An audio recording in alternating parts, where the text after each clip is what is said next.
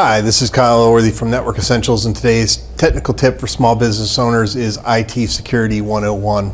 First thing I'm going to cover real briefly is the type of policies that you should have in place. I'm not going to go over them in depth, but we do have templates available that are updated every year. If you need a copy, please, my contact information will be at the end of the video. Send me an email, give me a phone call. We'll be happy to share those with you.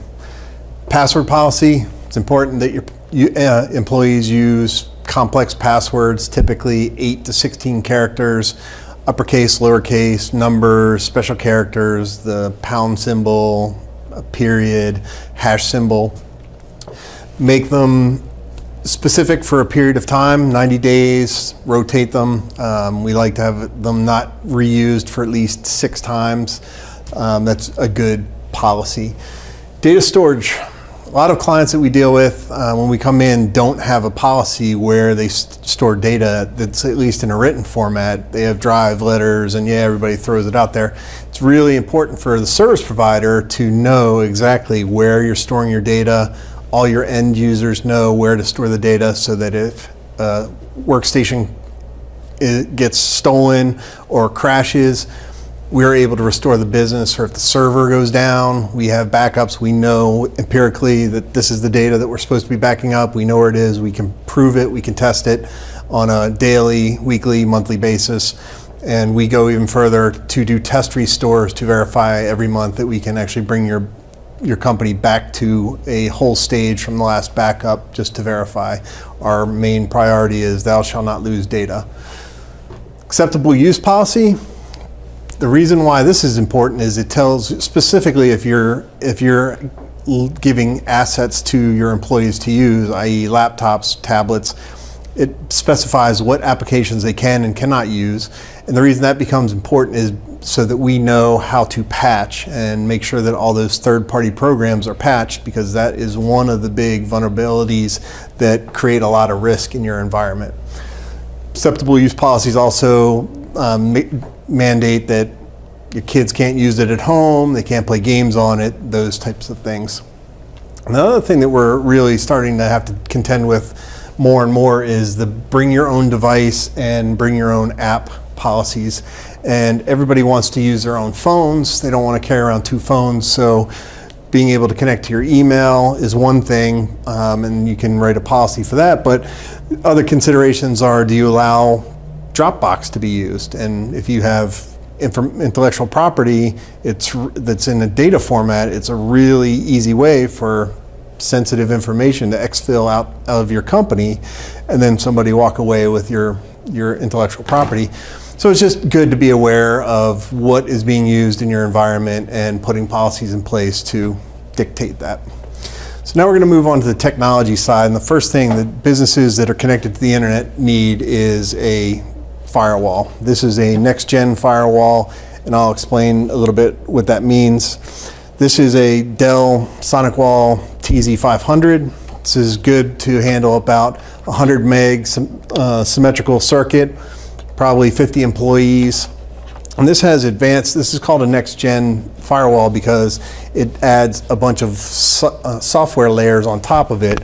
So perfect example is everything that comes in and out of the network behind this and is scanned for antivirus at the gateway level, and also going out. So if there's any viruses trying to get into your system, good chance it's going to be blocked at the gateway, and same with going out. If one of your machines is sending viruses outbound, the logs will catch that, and if your service provider or your IT person is looking at those logs, they'll find the anomaly and be able to handle that.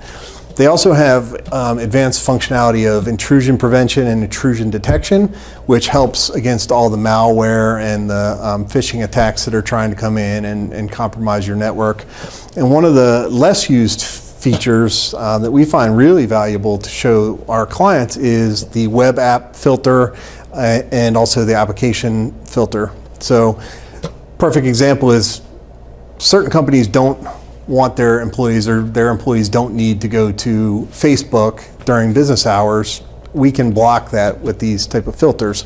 Now there's certain businesses that use it for social media, and that's completely acceptable, but other websites like YouTube or name your different sites that aren't applicable for business.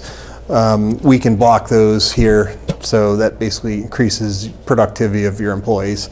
And it gives us good reporting, so we know who's doing what, and it just helps you be aware of what your internet's being used for.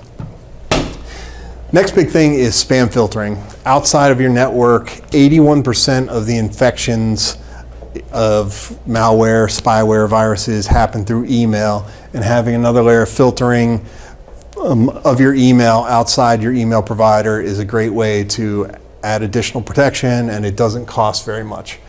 Again, passwords, make sure that your employees are using strong passwords, that they're rotated frequently. We are a big advocate for password vaults, and the reason for that is that every website that you go to that requires a username and password, you want to use a different credential, and the password vault helps you store all those in a secure location. You just need to remember one really strong password, and then you can have access to your bank account securely, to your social media sites securely, and the password vaults don't cost a lot of money either. Another big thing is end user training. Just making your end users aware of what clicking on a link in an email from somebody they don't know could do to your environment is huge. There's programs out there that for 45 minutes train your employees what to look for as far as how hackers are typically getting into your networks, and it's reasonably affordable as well. One of the best bangs for your buck. Computer updates, something that is just part of our standard operating procedures, that critical patches get done immediately. So that is any type of patch that would cover a vulnerability that would allow somebody to gain root or administrative level access directly to your systems. Otherwise, we do them daily and weekly based on our rotations. Having multiple layers of antivirus on your network is also a good idea. So you have a type of antivirus running for everything that comes in and out of your network. From the firewall, you have different type of provider on your workstations and servers. Add different layers of anti-spyware and anti-malware software on top, gives you much better protection as well. Again, it doesn't cost a whole lot, but it helps you overall, give you a more robust defense against viruses. And if you think about it, last year I think the statistic was 20 million viruses were discovered, and the best antivirus companies are blocking about 99% of them. That still leaves about 2 million viruses that have the potential to get through to your network. So the more you can do to protect your infrastructure, the better it is. Encrypt your data at rest and in motion, specifically for emails. When you're sending sensitive emails, Office 365 has a great encryption protocol in their advanced services, and also in file sharing, specifically for businesses that are transmitting personal information, CPAs, law firms, that kind of information. And when all this fails, backup, backup, backup. Our core business believes that thou shalt not lose data, so we have to have backups that meet our clients' recovery point objectives and recovery time objectives. And what that means is how much downtime can you afford until your systems being down cost you money, and how much data can you afford to lose. And when we run that equation, we put a backup in place that meets your needs. We can test it regularly. We can verify that we're doing the job that you're paying us to do. And worst case scenario, if your servers get stolen or blow up or your building burns up, we know that we can recover your business back to a full functioning state in 24 hours or less. So again, this is just basic 101 things that you need to know. Having your network documented is also another big one that's part of our services. You know, if your network's not documented, how do you know how to support your systems? And if your IT company goes out of business, or if your IT guy is on vacation, you have a problem, that's one of the other big things that we find is a deficit in the clients that we come into these days. Again, my name is Kyle Elworthy with Network Essentials. If you have any questions, if you want copies of our password policies, our data storage policies, acceptable use policies, please email me, give me a call, and I'll be happy to share those with you. Thank you.